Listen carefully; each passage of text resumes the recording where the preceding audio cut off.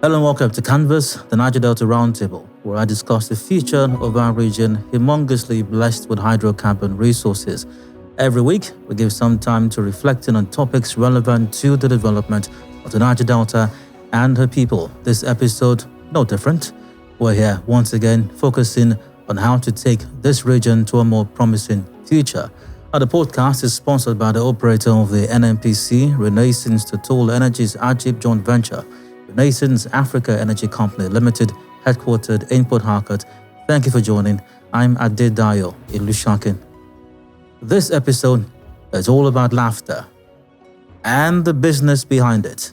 Now, we're talking stand-up comedy, not just the punchlines and performances, but the planning, branding, and entrepreneurship that go into building a successful career in comedy. Because, let's face it, comedy means business.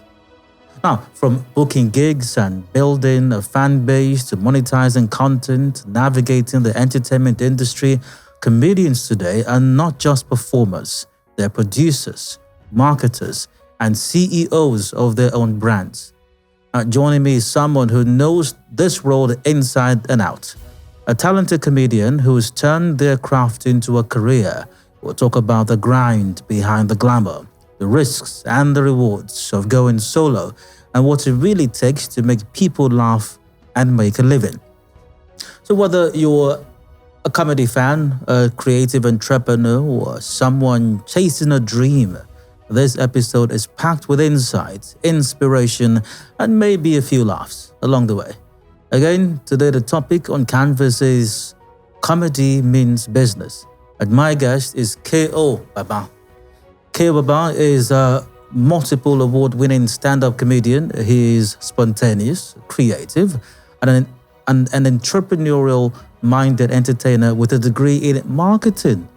Now, he runs several brands of entertainment shows created by himself, such as K.O. Baba on Duty, the mayor of Pitakwa, a yearly event, Gems of Pitakwa, an annual talent hunt show, the Talkaholic Talent Factory, a comprehensive free training and mentoring initiative designed to nurture emerging talent in acting, amongst others.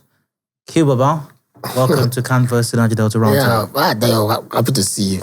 Great. Yes. It's been a while, right? Yeah, it's been a while. And I'm happy to know you are my fellow short man. So. I am not short. I am of average height. No, this is your average now. So when I miss you, I was like, see and you're not in our short people WhatsApp group. I am of average height. Is that average height? That's why you didn't join the WhatsApp group. Exactly. Happy to see you. Same here. We've missed your voice, your intelligence, and everything. And I'm so happy that you're doing this to make up for not hearing you every morning on the other side. Yes. Thank you very much. Thank you. You flatter me. Thank you, sir. I'll start on this note. Most people know you simply as K.O. Baba. As far as brand name goes, It's one of the biggest, not just in Port Harcourt, the rivers, the Niger-Delta, and even cuts across the rest of Nigeria as well. What is your real name? My real name is Johnson Benjamin Akpan Johnson. Okay. It's not connected to K.O. Baba, but my name is Koko, otherwise known as Kokoite. So growing up, my friends used to call me K.O. So when I started comedy, they started calling me MC K.O. From MC K.O., one day I went for an event and I just got to the entrance and I asked the ladies, please tell Pastor Shino that MC K.O. is here. Is he MC K.O.? Are you MC K.O. Baba? I say yes. So I got into that event as MC K.O. Baba.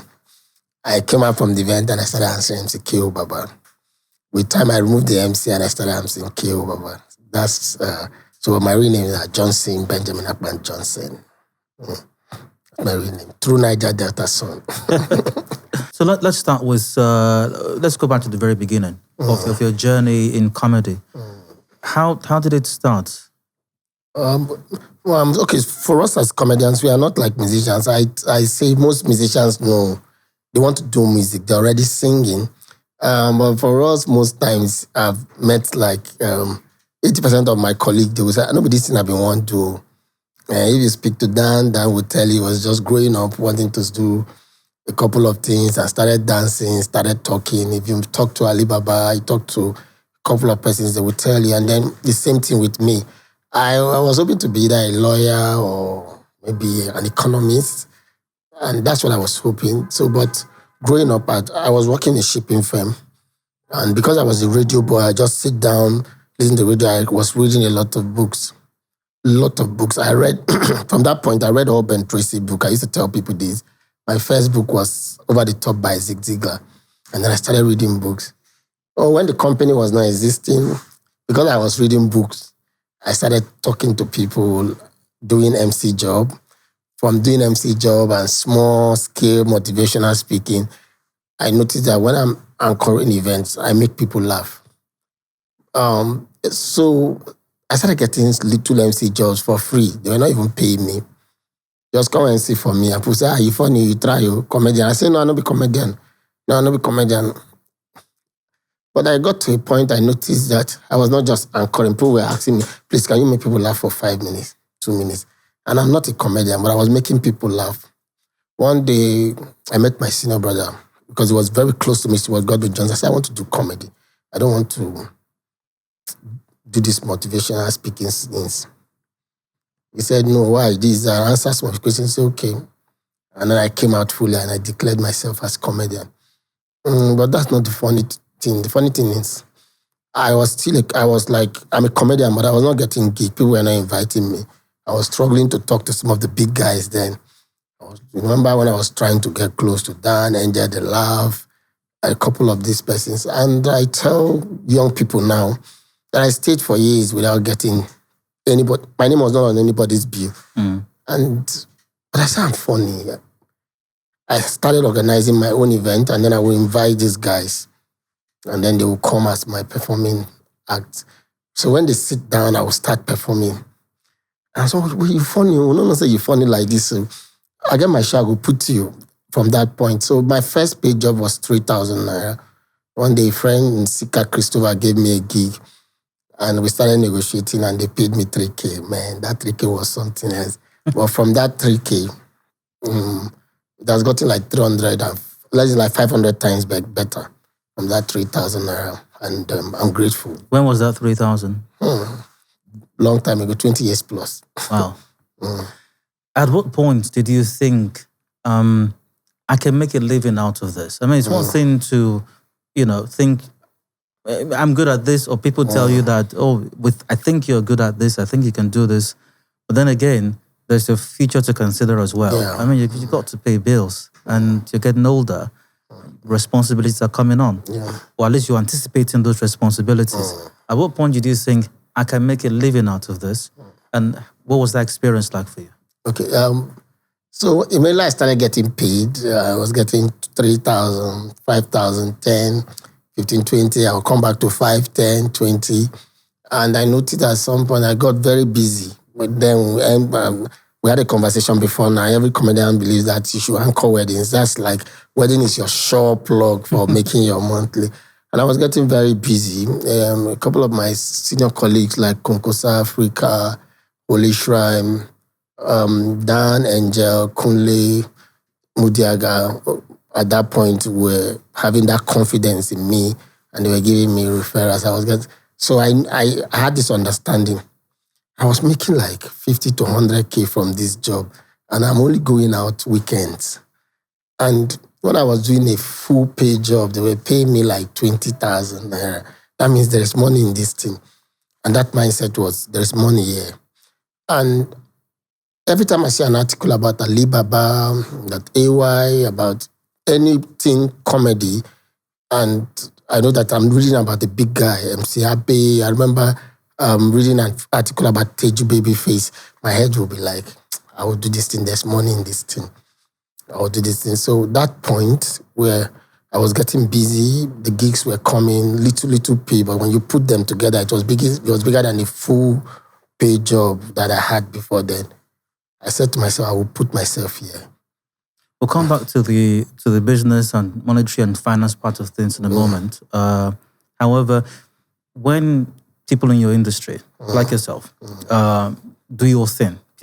Most people see the performance. Yes. And that's it. They don't see the prep work. They don't see the behind the scenes. They don't. What usually happens? What's the prep work like? What's the typical week or a typical day like for you? They don't. Okay, let me talk about my style. First, I create materials to align with the event. And then I also have a catalog of several jokes that I've written.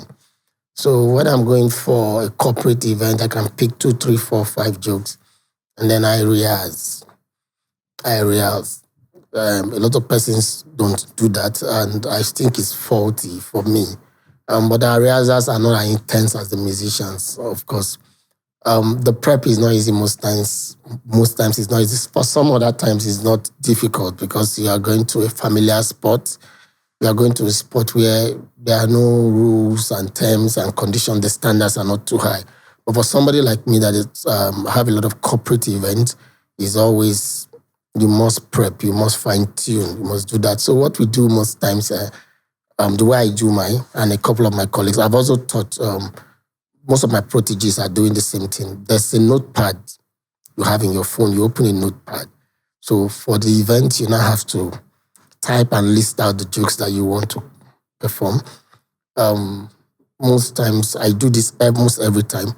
If I'm going to NC for a company, I go to their website, I read. My introduction has to align. When I'm cracking the jokes, it has to align. I should be able to address the company well. I should be able to mention maybe the last award they got, the last thing. I should be able to infuse something that has just happened that they can easily connect with as well. So we read. There are comedians that don't read, but not my type. We read. We outline jokes that we say, no, this joke is not good for this audience. This one is good for this audience. We do that a lot. So the prep is intense. Sometimes I do it in front of a mirror. Most times we do it in our bathroom. But me, I do in front of a mirror a lot. There are events that I even have to move from my family's and I get to the hotel and then spend the full night and I'm prepping for it. Because you must be very, very conscious.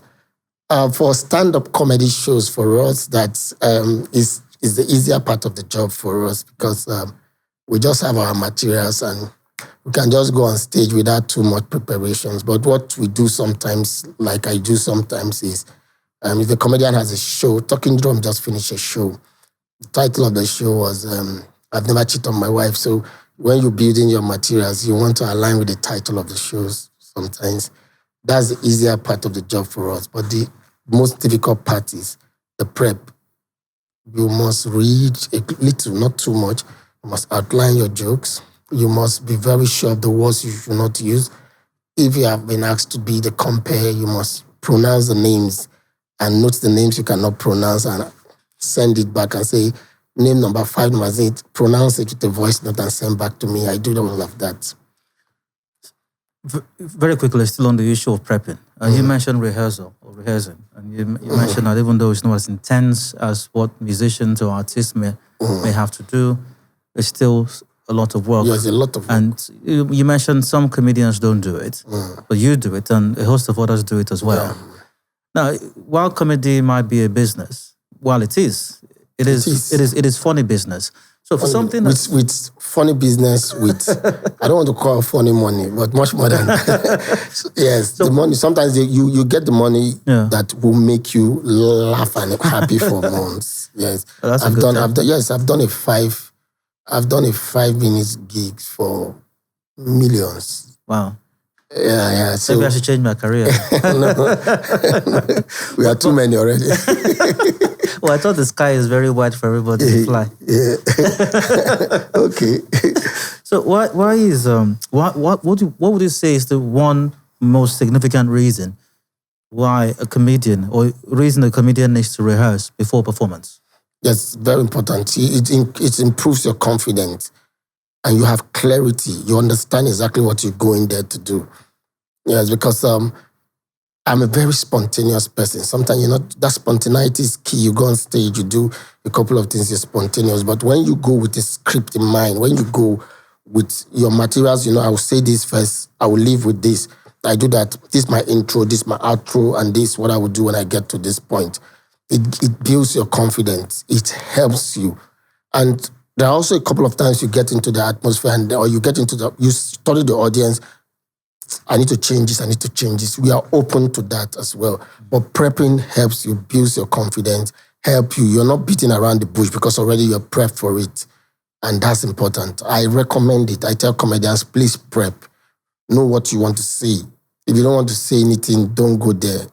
If you also say, even when we say we want to be spontaneous, we sit down. Okay, on Sunday, I sat down. A dope Pikin wants to go on stage. He said, when I go see the first, you see that thing I want first talk. Like even when it's not part of your material, you can even get into the hall immediately, and then you see this and see that, and then you bring it in. But when you are bringing it into an empty sheet, it's still not good for me. Yeah. How do you approach branding as a comedian? And do you see yourself personally as a business or as a brand? For most comedians, comedy is a job. For me, comedy is business. Yes, I took my time. I did my personal branding. At the same time, my personal branding, you hear things like Kyo Baba, you hear things like the mayor of Pitakwa as well. And I took my time. I did my corporate branding. Then Talkaholic. What Talkaholic does is we've been able to establish it as an entertainment brand. And then for me as a person, when I was branding, I used this tagline, clean and classic comedy.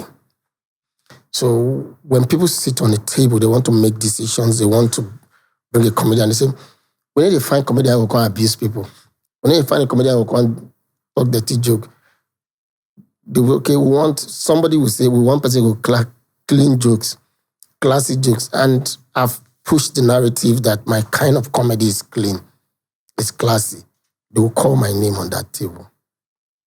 And that's what branding does. People need to know you for a particular style. That's how I see branding. It's not just making people laugh. I had a gig sometime. They wanted to do something. An organization called from Lagos, and they said, we want it this way. And then I said to the people, I will send you a Aboli's number, Remo. This is kind of event. They say, why? And I explained. They say, yes, you're right.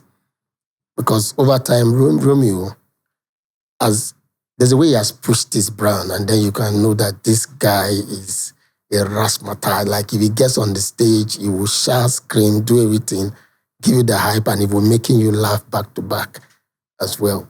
That's how he's built his brand. And then for my own brand, I've built my brand in a way that people can easily know this is a clean guy, this is a corporate guy, this is a classic guy. So if you're a comedian and you want to get gigs, if you want to stay relevant, people need to know you for something. They need to know your style. They need to know your style of humor. They need to know you the best, which kind of event do we need this person. We can perform in every event. I can perform in every event. But that's what's called niche. That's what's called core competence. It helps you get gigs much more than somebody cannot specifically say, you see this person, see in jokes they know. So brand yourself. Let them know you for a particular style. Let them know your best. It's important. So if you were to put it in a list, a short list, how a comedian had to brand yourself, is it just register some name? Or if you were to put it into a list, once again, a short list, what would that list be? I would say have a name, and then to that name, attach lifestyle. Your lifestyle, performance style. To your performance style, build a fan base that connect to that style. Yes, not just a name, and then not just I can make people laugh, but let them know. There are some people that are very energetic. Like I was talking about Romeo. There are also some people that they are very calm. If you've watched Aproko perform, you know that Aproko is a soft talker, but when you get to the punchline, you understand. So I say, get a name. I think now let me bring this in. The Gen Z comedians, I used to call them. They answer all kinds of names. One guy said his name is. Let me leave his name, but let me tell you, I've heard some. I've heard MC Rubbish Talk. I've heard Nonsense Talk. I used to have a friend. I told him to change the name. MC Tomatoes. Waiting. I've heard different kinds of names. Yes, so it's poor branding for me. Yeah, some of the big companies will not bring you in. I have a friend too. He's my friend. I used to yab it there. His name is MC Mumu. And I will tell him that anytime you talk to them, they will say, what a basket mouth. That's everybody's excuse, but they don't even know that basket mouth is not a bad name. Yes, as it is. But within the time that Basket was doing his things, people could see he was very, very funny. The audience now don't even change itself now. He was very, very, very, very good, and his growth was setting. And you can say, yes, this person really get basket mouth. Yeah, but when you start answering, we'll soon hear MC Thunder fire you and everything. So you pick a name that people can connect with easily. Don't pick a name that is too long. Pick a name that's easy. And when you pick a name, pick a style. When you pick your style, build it. Create content around that area. People can identify you easily with that style. And then look for the audience that likes that style, and begin to connect with them. Beyond live shows, how can a stand-up comedian make a living or increase their income? And what has best worked for you, for example? Okay, what has worked for me mostly is merchandising. I sell mark a lot of people buy a lot, and then digitalization has also been very helpful because I earn money from my YouTube, from a couple of my channels to beyond live shows. Content creation is also a plus for most of us. Also, influential marketing is a thing that we do so well, and it's very good. I get an average. On the average, we didn't want 2 million for just influencing, and the brand partnership, it helps every month, and that's a plus. So we don't need to go we don't need to go for live shows before we make a living. So our contents are making small money. Not big money for now. There are people making big money, but for me, it's small money. You've only mentioned millions on this table. You didn't say 80,000. It's just millions. No, that particular one was million. This one is small money. Yes. Well, except for the initial 3,000 you mentioned before. It's been millions ever since. No, because I moved from the year of that 3,000 to 15 years ahead. Yes, that. So, like, at one point I made hoodies, and I look at the people who used to buy my tables. I was giving them the hoodies, they were paying. And I sell that a lot. As well, I partner with some brands, and every month I do like 2-3 contents for them. And they pay beyond live shows because I'm a comedian. I create content as well. I just started something, another funny night. It's like a live comedy talk shows. So how we made money in that show is we take advert placement. Yeah, so comedians are like, you can make a lot of money from it, but you must be entrepreneurial.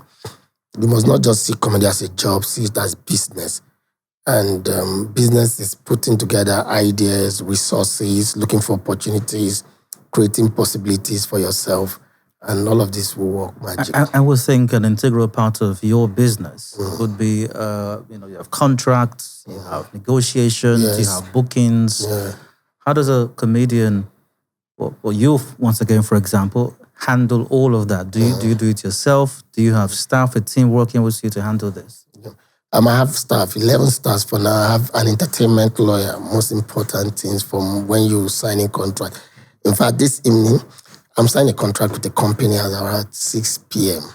Yes, we're going to sign a contract with the company, and I didn't prepare that myself. I had a lawyer to prepare that, send to them. They send their own back. My lawyer was saying, no, you see this language, because on that paper, was sometimes not the words, Is is different from the is, Shall is different. So I tell entertainers, comedians, if you're signing a contract, get a lawyer.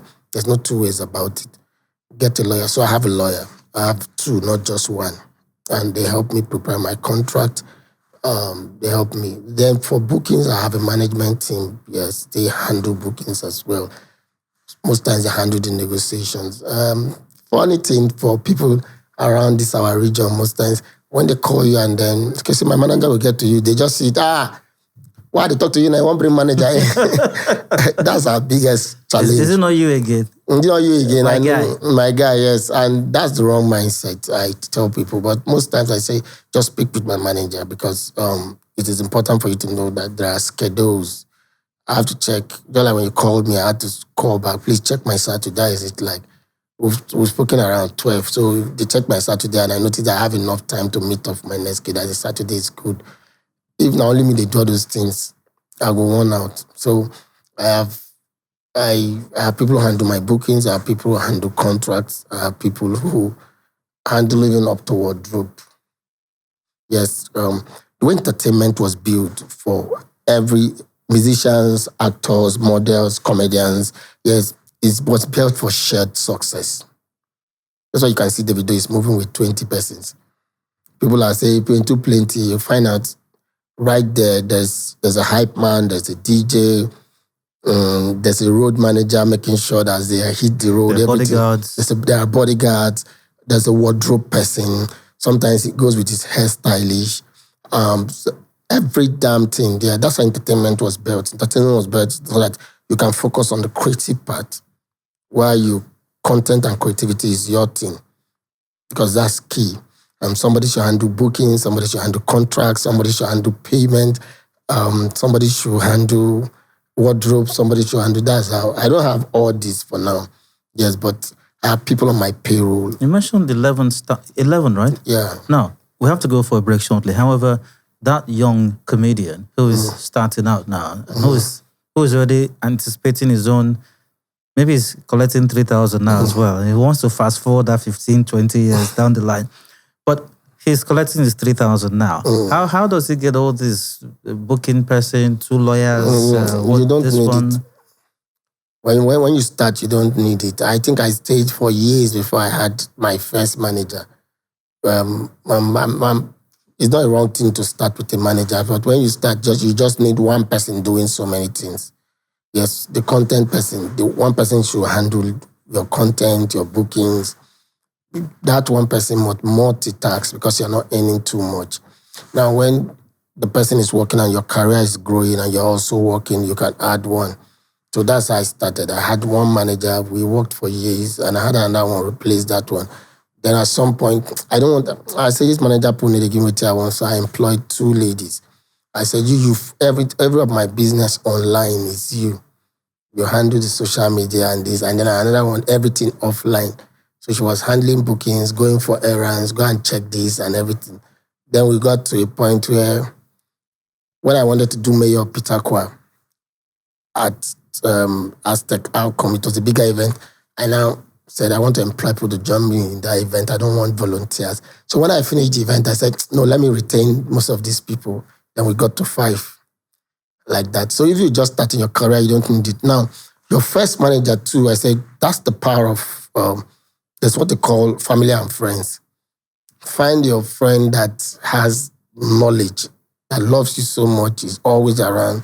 Just give them some roles and be appreciating them when you start. But put an expiring date on that. Say, this person will do this. Know how to, which is the most difficult part for most creatives. Because we may say comedy is business. Scalability is something that is important. I know how to scale.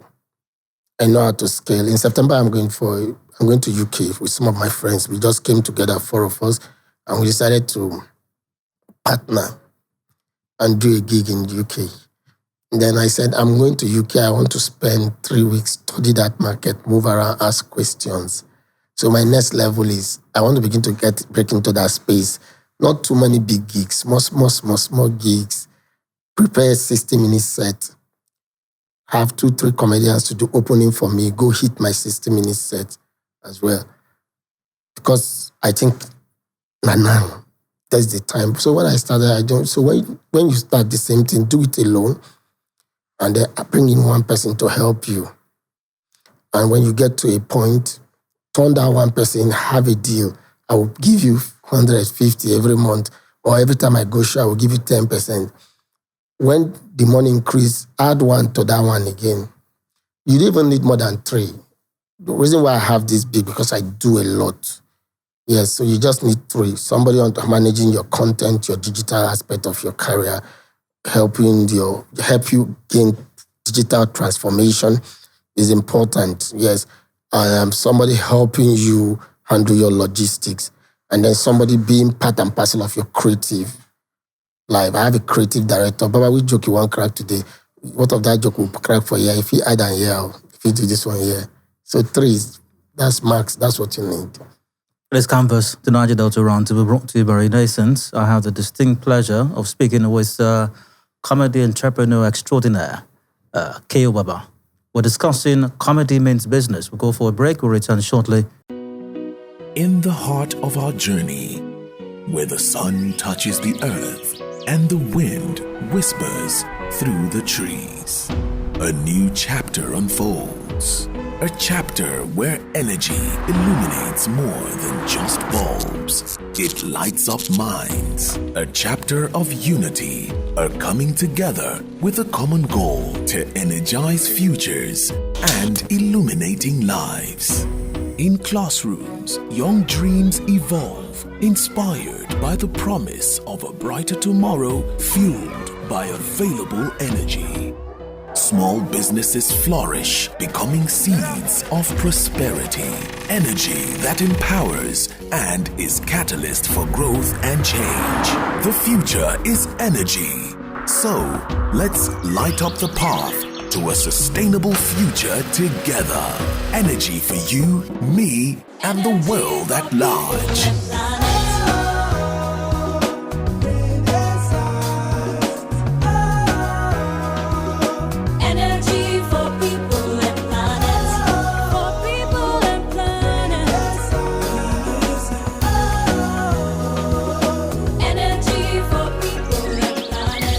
Energy for people and planet. We are Renaissance. Welcome back. Still Canvas, the Niger-Delta Roundtable. I'm Dio. My guest, K.O. Baba, is still here, comedy entrepreneur extraordinaire. We're discussing comedy means business. Comedy is funny business, but K earlier said it also sometimes can make some funny money from Funny money for you. Funny money. Yes. That's my slogan this year now. Funny. I want to make funny money. You just see the money, you see the alert and you start laughing.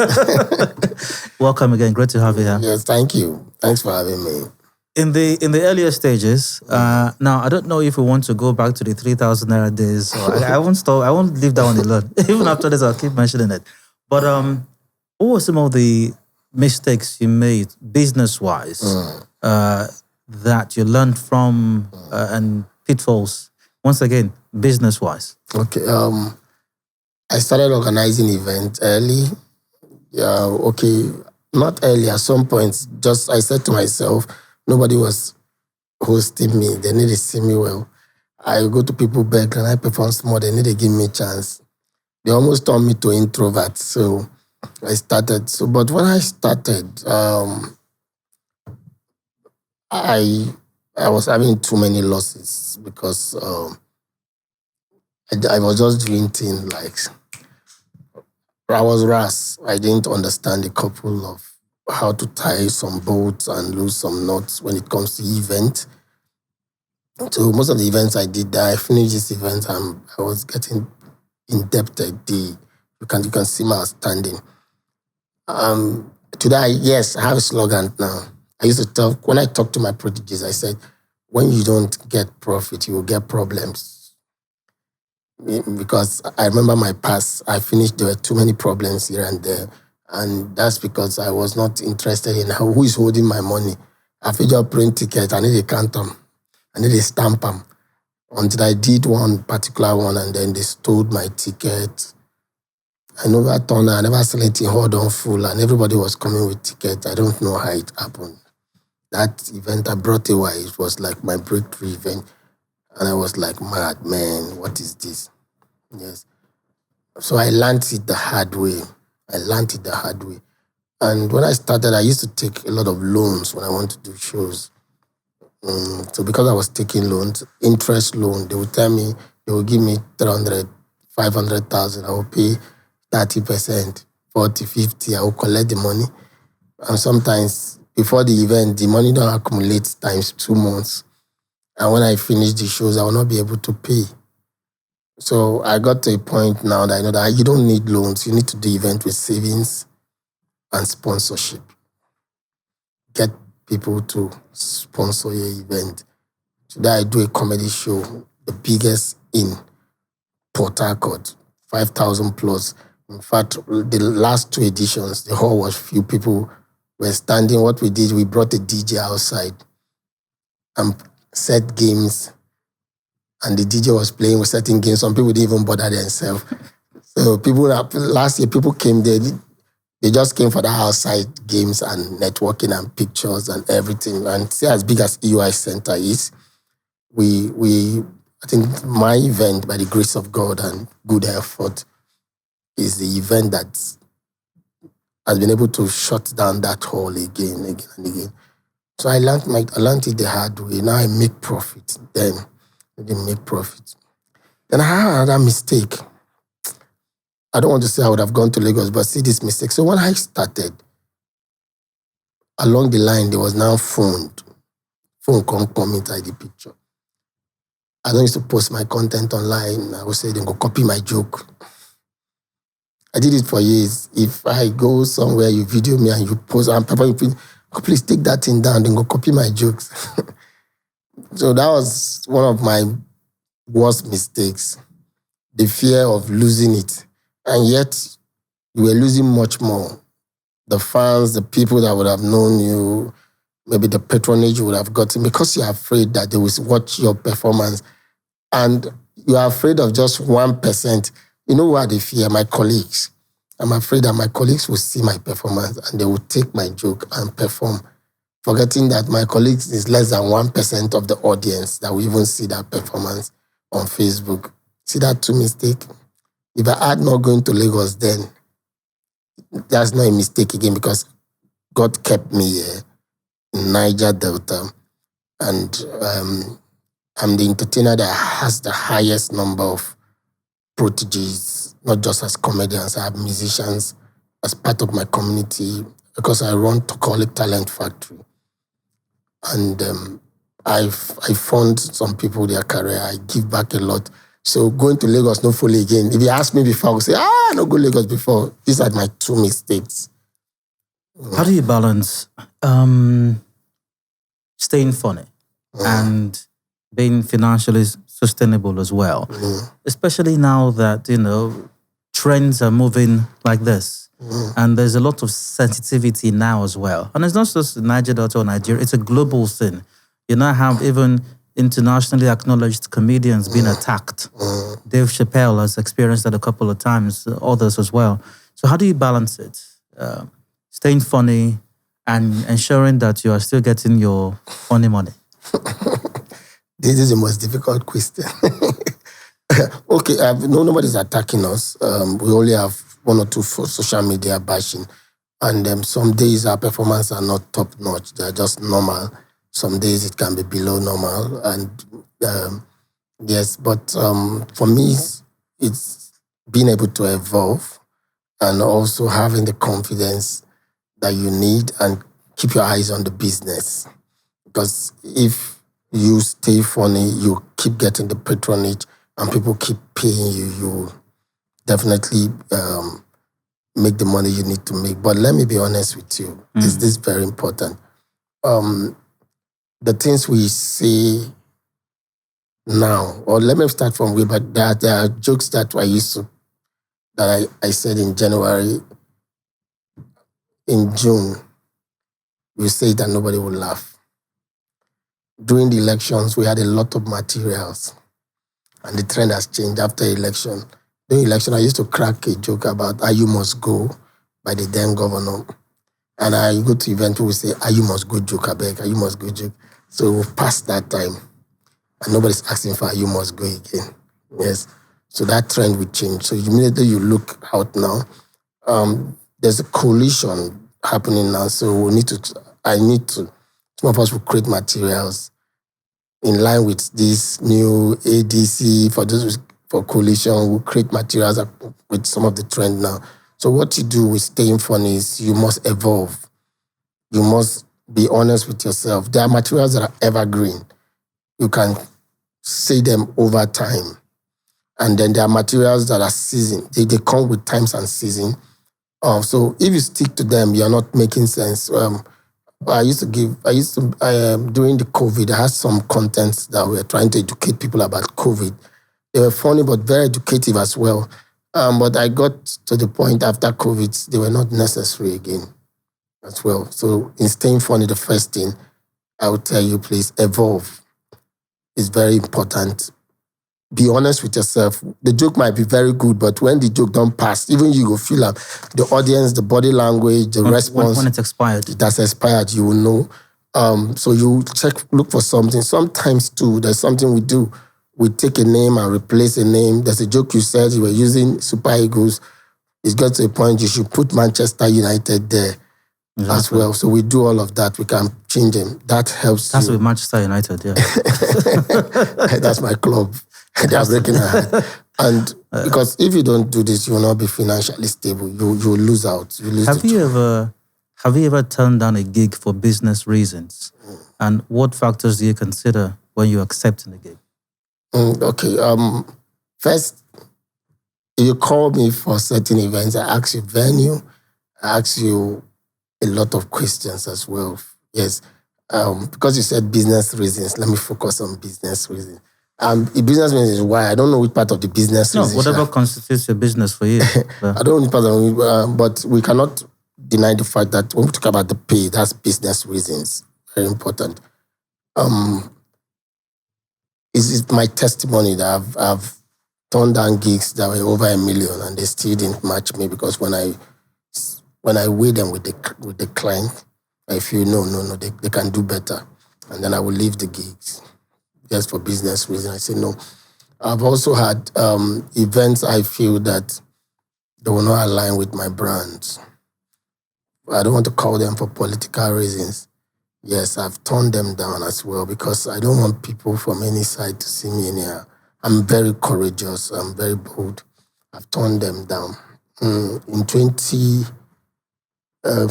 very funny though, but in 2019, I had like 3-4 experiences like that. And then I had to turn them down. So I've done that a lot. Social media has changed the landscape for anything or maybe even everything. How does a stand-up comedian like yourself leverage social media platforms, Facebook, Instagram, YouTube, X, and the likes, to leverage the industry, leverage the business, leverage your content, and even increase your income? I think social media made marketing easier for us as comedians. It makes it easier for us. I sell more tickets online these days. I was not even selling at all online. My last show, I sold so many, because people from Facebook, Instagram, and everything. Social media is like that office when you're sleeping, you're still working. Because people are still talking to you, people are still dropping message, people are still saying that. And you can't be a creative without tapping into that. That's why I said, a young comedian, there's something called digital transformation. The part where you begin to open this account on Facebook, TikTok, Instagram is what I call digital transformation. The part where you open a website for yourself. So it's a plus. It's a plus. Do you think still on digital matters? Do you think digital content is as powerful as, or maybe can even replace live performances? Because, there's something about live performances. Does digital content have a place compared to live performances? No, it doesn't. It will never replace live performance. What it can do, it will take you.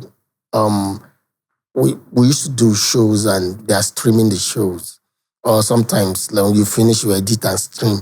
So that live is live. A lot of persons, if you tell them, like in my last event, I had options. If you can't come, you can just watch live.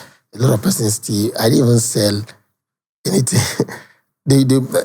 The one I said, pay less amount and then watch on our YouTube channel. I didn't even sell 1% of what I had with live. There will always be live performance. People want to feel it. Yes. But what will sustain it after the live is the digital performance. Because when you go off stage, something is there for people to still come and watch. Yeah. Now, then, thereafter, that time, the next day, the other time. And that's where that digital performance comes in, and it's very important. So align with both. It will keep you relevant. Earlier on, you talked about how even you are making money off your content online. So how can a stand-up comedian, especially a younger person looking up to you, how can they do that? How can they monetize their content online? You also mentioned that you do merch as well. Yeah. What's the strategy? How do you do that? YouTube is the best for me. Facebook has started paying, TikTok the same thing. But you must have a content to put in there. So I tell them, get a good phone. Get somebody who knows how to hold phone. You don't need too many complex things. Now, today I do complex things as well. But you don't need that. Get somebody to hold the phone. Get a phone with a good camera and get somebody to hold the phone. Let the person put the phone on you. Also, do not focus only on your stand-up content because you don't have enough material to always. So you fix stand-up content. Some people are very good with acting or with skit making, do it. Now, you will not start making money because you just open a YouTube, Facebook, or TikTok account. You must be patient.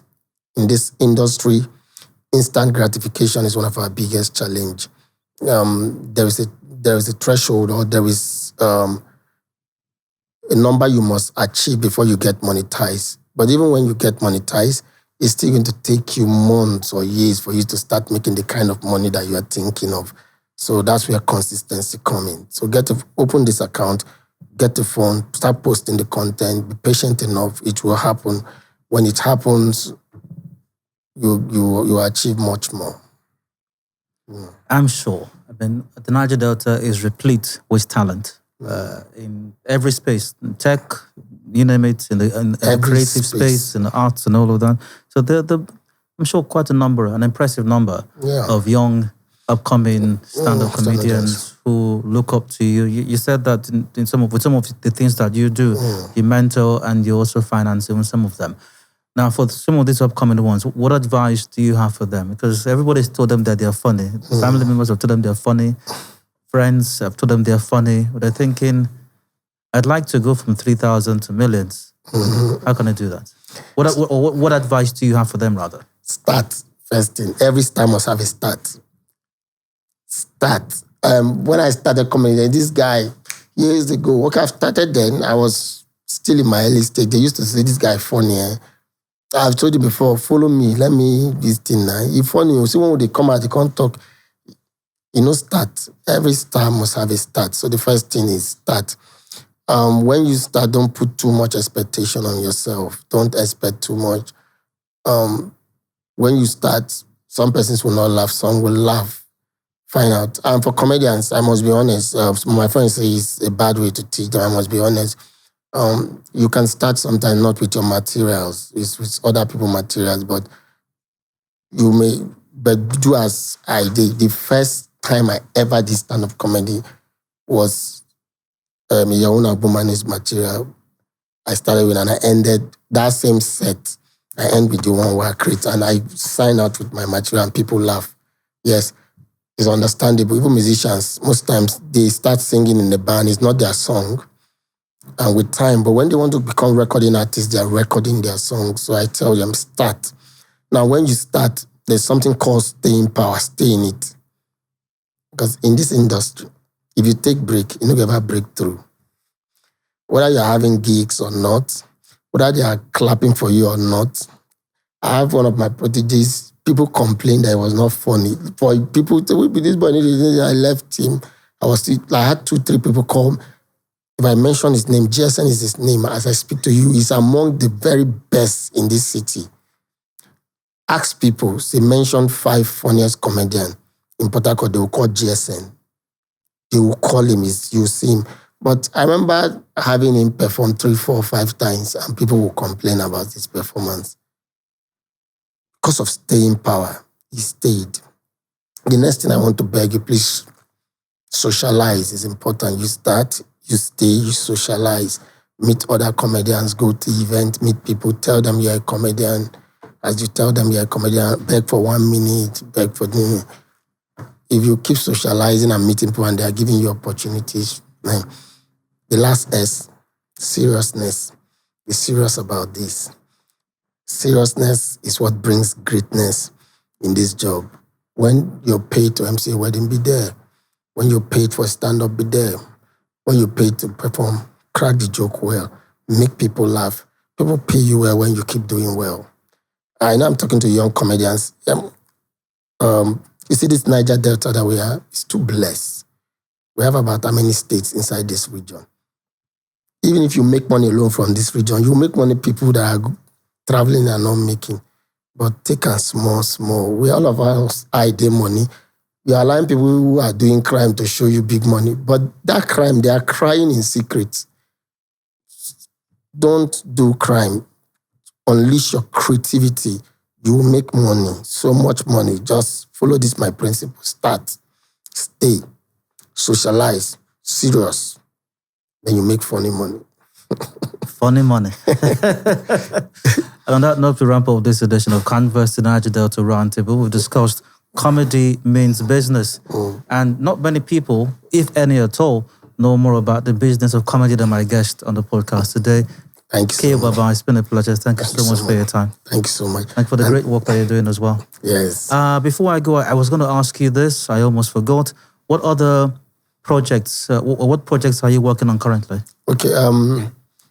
I have a few, but let me rush it. I've done this. We're trying to just bring it back. It's a stand-up comedy talk show, another funny night. And we just get comedians, ask them their career story, and then give them the stage to perform. We've done that. The next thing I'm also trying to do from September 17th, I'll be going to the UK for a tour with my friends, Warren Bros, Privileged Son, and Kevin Sapp. And I want to study that UK market to an extent. Now, the big one is ahead of time, we're planning for the Mayor of Pitakwa comedy show. It's happening 9 months from now, but we've just been blessed to sign a contract with Solong. Solong is a Web3 phone. Everything the phone does, make video, do everything it does. But because it's a Web3 phone, I also do crypto. And because it's a Web3 phone, for those of us who do crypto and blockchain, there's an added advantage in the phone that we use in making money and doing a couple of things. I've signed a contract with them. I've discussed the contract. That's the contract I told you was signing today. And tomorrow I'm having an official press conference. And in 9 months' time, Mayor Pitakwa will be happening. But then you know one thing. Remember I said they borrow money before they do show.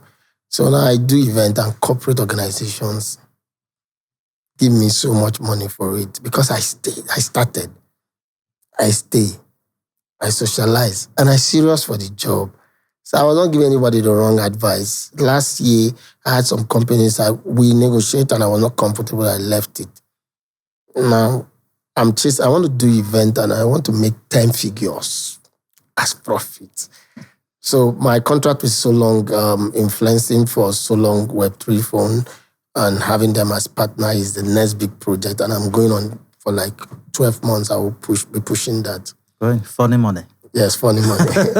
Like this morning now, it's very funny. Hilarious. It's very funny. Thank you. That's it. Thank you again, K.O. Baba. Thank you. And all the best. Remain loyal. So I'll add it to our WhatsApp group. Average intelligent short people who's average height. If you see any message, WhatsApp message, where you say short and intelligent, click join. Let me send you the link. Okay. Podcast brought to you by Renaissance Africa Energy Company Limited. Thank you for your time. I'm Adedayo Lushaki. Bye for now.